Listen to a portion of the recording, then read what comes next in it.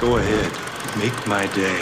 Hey guys, hope you are going well. I am talking today about what was easily my most anticipated movie of the entire summer blockbuster season. It's DC's Suicide Squad. And honestly, with what we've seen coming out of the DC universe so far this year with Batman v Superman and more recently The Killing Joke, both movies which were quite underwhelming universally amongst fans, this one, Suicide Squad, was going to be the movie which turned it all around. I had all my eggs in one basket that this was going to be the DC movie that showed the world that DC could do superheroes right. But trust me, it breaks my heart to say no.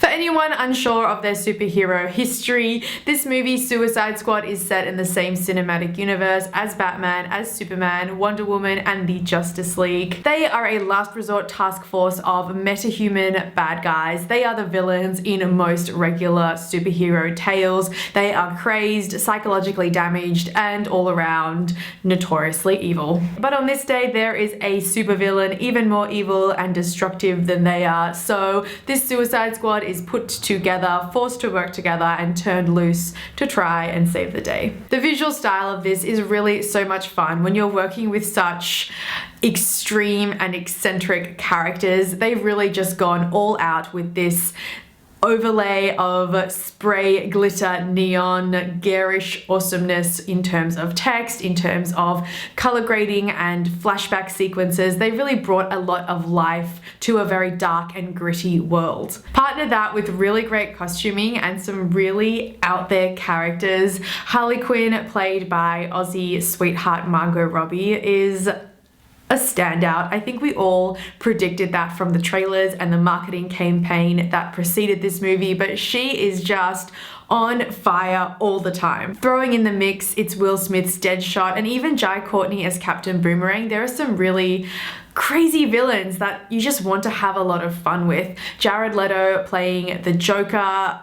He was great. He stole the show when he was on screen, but he wasn't on screen half as much as I expected him to be. Sadly though, just because you get a really fun bunch of eclectic characters all in the same room doesn't really equal a successful movie. Yes, this is fun and colorful, but it's also chaotic in the most distracting sense. The story is just so paper thin and weak. You've got a villain who is extremely disappointing in its logic and also its fleshing out of character, a completely missed opportunity that it baffles my mind in a movie made up of villains why you wouldn't think that the actual main villain would be worth fleshing out too.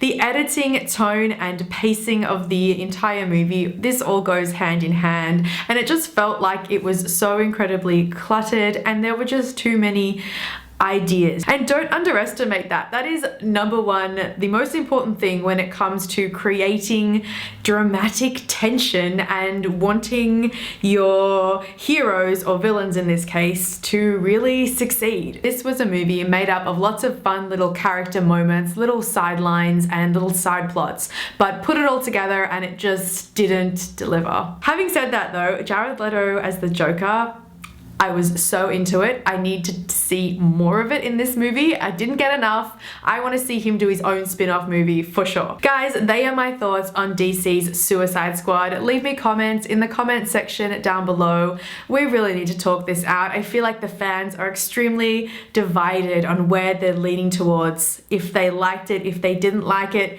if they liked it enough to give it a pass, or if they're kind of a bit sick of how DC is handling their superhero movies. Thank you so much for watching. You can also subscribe to my channel if you haven't already and keep up to date with my other movie and TV reviews, and I will see you next time. Bye.